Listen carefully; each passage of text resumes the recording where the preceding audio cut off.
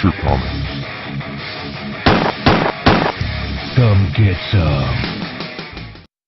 Hey everybody, Punisher Comics here, coming at you with a movie review. Now I know, it's weird seeing me do a video unannounced on a Sunday, right? Yeah, well, I just got home from the movies, and in particular, I just saw the Happytime Murders. And oh boy. Now you see, normally, when I go to the movies, and especially if it's one that I'm going to be reviewing, I usually wait a couple days, then I'll record it, and I'll upload it, the following weekend or whatever, depending on the movie. If it's a real big deal, I'll wait even a couple weeks, let everyone have a chance to see it, so I'm not, Mr. Spoiler, But in this case, as soon as I walked out of the movie, and I mean walked out as in after the movie was finished. No, I didn't walk out on a movie. I've never done that. After I walked out of the movie, I was like, as soon as I get home, I gotta dish out on this thing. Because, just to put it in simple terms, to me anyway, it was not good. But, let's dive more into things, alright? And we're just going straight in. No fancy little buffer piece or anything. Not for this thing. Anyway, so the plot of the movie is as follows. Now, normally I would say spoiler alert or whatever, but this movie, ugh. So I apologize if there's a few of you out there who actually want to see this thing. Be warned. Alright?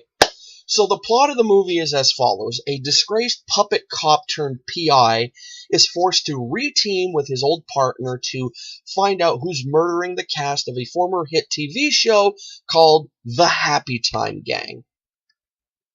That's the plot. Now, let's dive into the actual review. So, The Happytime Murders is a project that's been kind of kicking around Hollywood for actually about a decade now, with actresses such as Cameron Diaz and even the notorious, because I've heard stories about this actress, Katherine Heigl, all being attached at one time or another.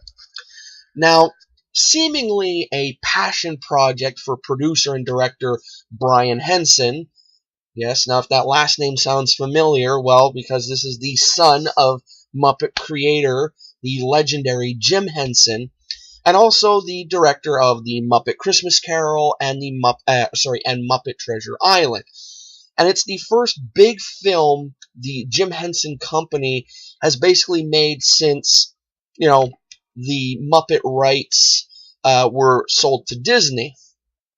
And it's lewd and crude, and there's something even a little grotesque about the family brand being used to market something like this. But I digress. See, the fact is, a R-rated, gross-out Muppet movie could have worked had it simply been clever and funny. Now, The Happytime Murders is neither of those things. Instead, it just assumes that puppets saying, I'm not even going to say the word because, YouTube, we'll just say fudge. Puppets saying fudge, doing drugs, and, just jizzing silly string will be enough to make audiences laugh their asses off.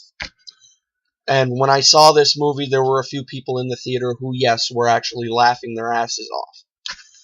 Now, I'll laugh at a crude joke here and there, but this was just too over the top. I'm sorry if I'm sounding like, L7 right now, but I'm just saying. Anyway. But other than all that, what I just said, there's nothing else to it. In fact, I'd wager the only decent laughs in this actually come from co-star Melissa McCarthy doing her usual shtick, which I find is actually starting to wear itself a tad bit thin. but it's still funnier than anything the puppets do. Now, to give credit where it's due, I'll say this. The puppet work is good. In fact, the movie ends with outtakes showing how the big action scenes were actually done. And fair enough, it's accomplished on that end. Now, you believe the puppets actually exist in this imagined world, but that still doesn't make them funny. You know? Now, the lion's share of the screen time goes to puppet anti-hero Phil Phillips, well voiced by veteran puppeteer Bill Barretta. And he's your typical tough guy ex-cop, seemingly modeled on Bruce Willis from The Last Boy Scout. I mean, he's no Roger Rabbit, and is probably, too generic looking a puppet to really capture anyone's imagination. Now, McCarthy, as his anti-puppet ex-partner, works overtime to give the film some sort of energy, with the twist that she has a puppet liver, and as a result, a crippling addiction to sugar, which she snorts like cocaine.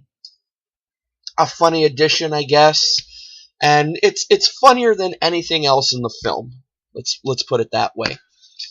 All of the running jokes, particularly involving Joel Hale's FBI agent, I find fall completely flat. It's also sloppy in a lot of ways, with McCarthy and Phillips saying that they were partners 20 years ago in one scene, only moments later to say it was actually 12 years. Meh. While other scenes make it seem like it was only months ago. And considering how STX was high on making this a franchise, it's strange they didn't spend more time getting it right, similar to their Mile 22, which, also tanked. I say also because I have a feeling this one, I don't think it's going to do so good. But again, this is all just me. Now, I'll say this. If you found the trailer funny, you'll probably feel the same way about the movie. Now, if, like me, it made you cringe how unfunny it was, well, just stay away. The jokes don't work any better in the context of the film, and truly this is one of, I find, the worst movies of the year. And I laughed a whole lot more during the similarly panned Super Troopers 2. Yeah. Now, overall, I give this flick my lowest score yet, or actually, my lowest score since I reviewed the Emoji Movie. And if you remember the score I gave the Emoji Movie, that was a big fat goose egg. Well, this movie, I give it the low score of a 2 out of 10. Yeah, I was not impressed. Luckily, I didn't have to dish out an arm and a leg to go see it. It was only $5. So, yeah. At the same time this movie was showing, The Meg was also showing at the same time.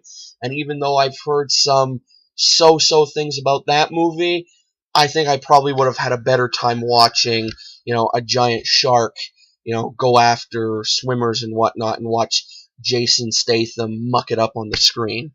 Yeah.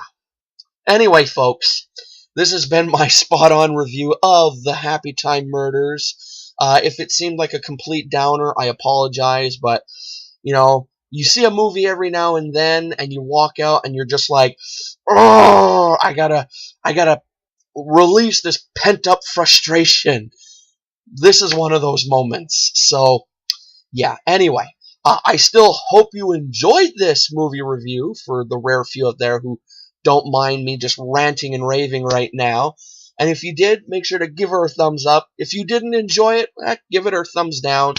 And if you enjoy movie reviews like this one, check out the playlist I put together of all my other movie reviews. As well, while taking a look around my channel, make sure to comment on any video you like, because I love reading them as well as answering them. And also, while looking around, make sure to like, or dislike any video you watch. Yes, I did say dislike because, let's face it, no one's perfect, right? And then, when all is said and done, before leaving, make sure to click that subscribe button. Alrighty, so that's it for me. Again, thank you for listening to me ranting and rave for a little bit here on this kind of mucky, rainy Sunday evening. As for next movies I'm going to be reviewing, well, since I mentioned The Meg, what the hell? Maybe I'll be reviewing that next. Who knows? So, as for a exact, date that I'll be dropping the review, I really don't know.